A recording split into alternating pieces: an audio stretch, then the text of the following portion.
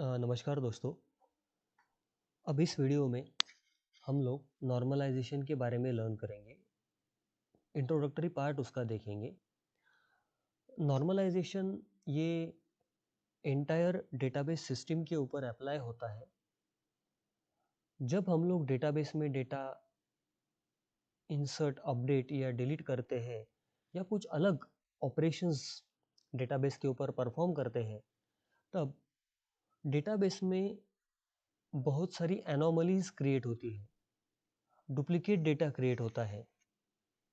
तो जब ये एनोमलीज क्रिएट होती है, डुप्लीकेट डेटा क्रिएट होता है, तब जब डेटाबेस को रिट्राइव करने की कोशिश कोई third party, third person, third user करता है या कुछ ऑपरेशन परफॉर्म करने की कोशिश करता है, तो उस वक्त उनको प्रॉब्लम्स आते हैं।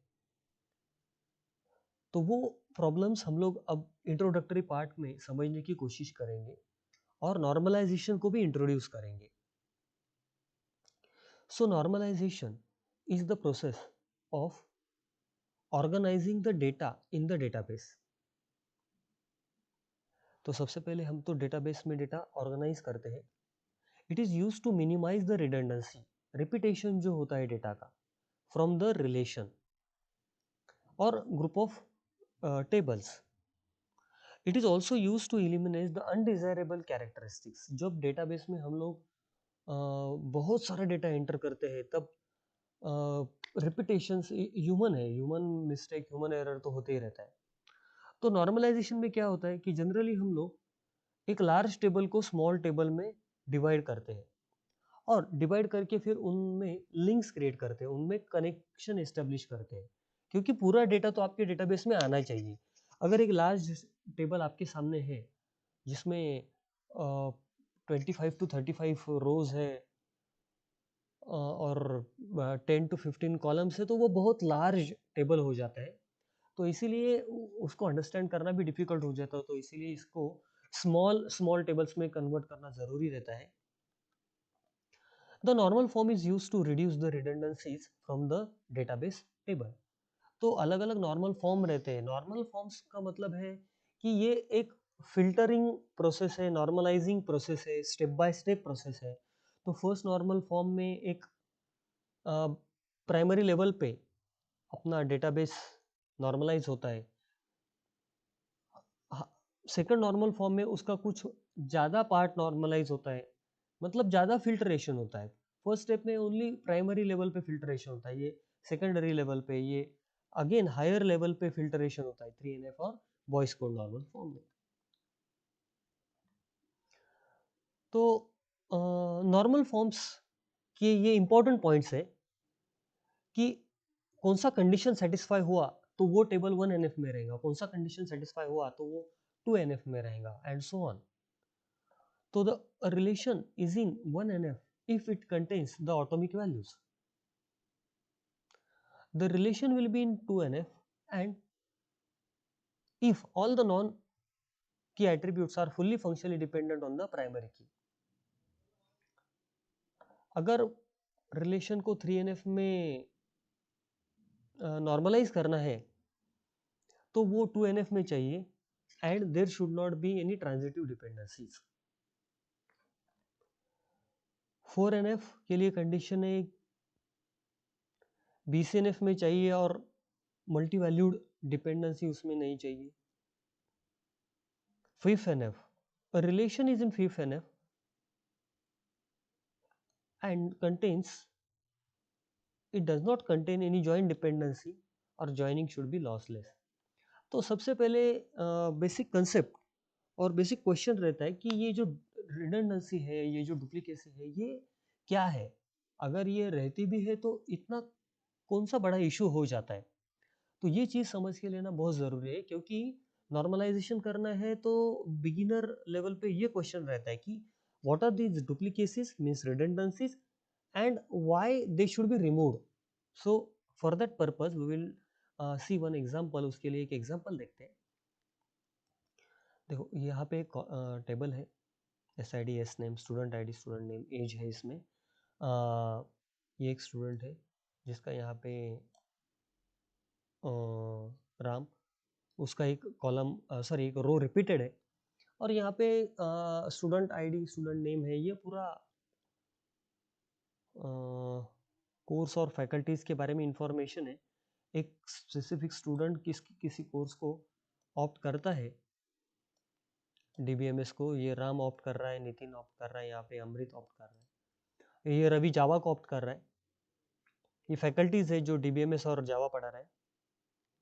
तो because of duplicacies the following anomalies are, तो ये यहाँ पे डुप्लीकेसीज है, देखो यहाँ पे देखते हैं तो क्या है कि ये रो लेवल डुप्लीकेसी है, राम है यहाँ पे, ये रोज, ये 2 रोज यहाँ पे रिपीट हो रहे हैं, ये वरुण है, तो इसका इशू नहीं है। लेकिन यहाँ पे देखो कॉलम वाइज अगर देखा जाए तो C1 ये कोर्स का आईडी है डीबीएमएस का, C2 जावा का है, फैकल्टी का F1 है जॉन का, और F2 बॉब का है।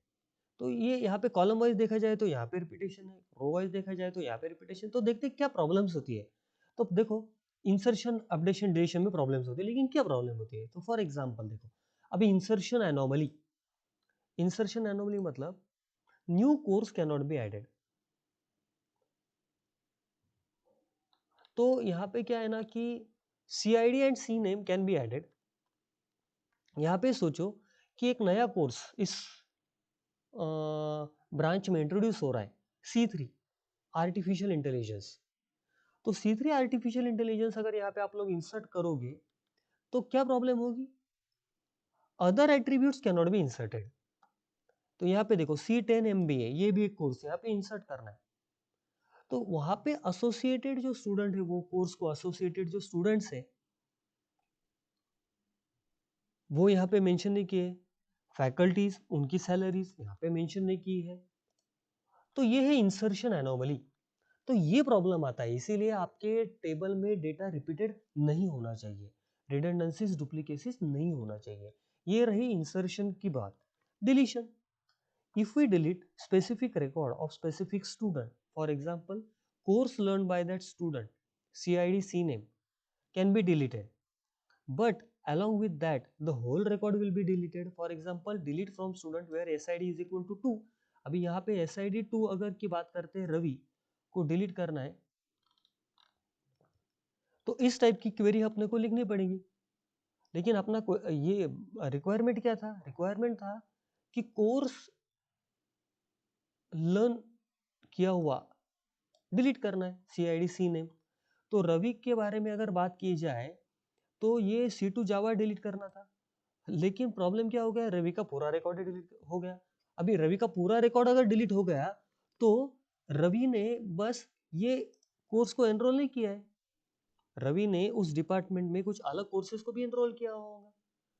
तो रवि का ही रिकॉर्ड डिलीट हो रहा है, तो इसका मतलब it is a kind of the problem that is getting created. And what was the expected thing, expected thing was only that particular course should get deleted, but entire record of Ravi is getting deleted. So this should not happen. Updation anomaly, so for updation anomaly क्या है, update student set name Amrit Pal where SID is equal to 2। अभी SID 2 Ravi का है, उसका अगर नाम अमृत पाल करना है तो कोई इशू नहीं है। लेकिन update the salary of F1 from 30K to 40K, right. अभी यहाँ पे देखो ये जो जॉन है उसकी सैलरी 30K है, तो एक हैंडसम सैलरी जॉन को मिल रही है, तो होपफुली जॉन अच्छा टीच कर रहा होगा उसके बच्चों को। लेकिन अभी उसकी सैलरी अपने को 50K करने की है। तो देखो यहाँ पे प्रॉब्लम ये हो रहा है कि 30K 30K 30K ये 3 जगह पे है ना यहाँ पे, क्योंकि ये रिपीटेड है ऑलरेडी। ये जो डेटा, ये जो टेबल है, ये वाला टेबल, ये सेकंड वाला टेबल, ये नॉर्मलाइज नहीं है। तो ये 30K to 50K अगर कन्वर्ट होगा तो ये अब ये चेंज होगा 3 times, actually it should be change only for 1 time, so it will be updated multiple times, right. So otherwise अगर ये टेबल नॉर्मलाइज रहता तो वहाँ पे ये जो जॉन रहता था और ये 30K रहता था, वो एक ही टाइम मेंशन रहता था, वो नॉर्मलाइज टेबल में रहता है, ये टेबल नॉर्मलाइज नहीं है। So we need to avoid this particular anomalies, and for that purpose normalization is needed.